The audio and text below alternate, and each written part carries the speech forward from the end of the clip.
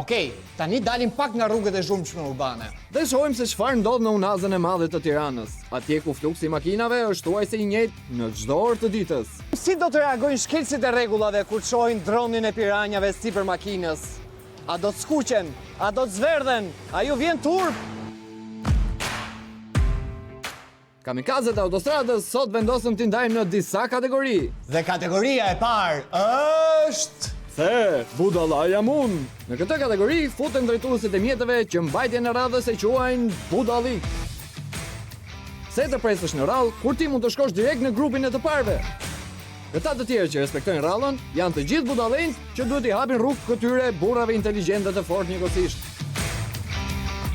Por jo në të gjitha rastet kjo strategjia e të fortit funksionon. Ka edhe nga ata që po ku shkon më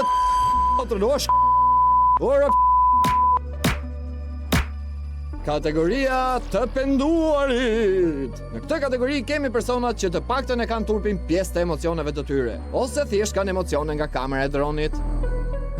Ike? Po gjobën e hëngre ama, se veç nesh, aty ke ura ishte edhe polici. Hajt, mend për herë tjetër. Kategoria avokati idealit. Dhe pse këta persona i respektojnë rregullat e qarkullimit, duan të shpëtojnë ata që bëjnë të kundërtën. Por kujdes, mos haro, i mbyturi të mbyt. Kategoria po ashtu zbrit këtu. Këtu futen drejtuesit që marrin përsipër të transportojnë dikë me makinë, por nga që kanë dhe punë të tjera, pasagjerin e lënë në mes të autostradës. Me shpresë se do të mbijetoj. Dhe kategoria e fundit, ekzemplarët. Shoferët e tonazhit të lartë supozohet të jenë drejtuesit më të rregullt në qarkullim, jo si ky fenomeni në rastin tonë që ka bllokuar gjysmën e autostradës. Ky jo vetëm që futet pa rallë, por ndron dhe dy korsi, pa hapur fare sinjal. Po kthem unë.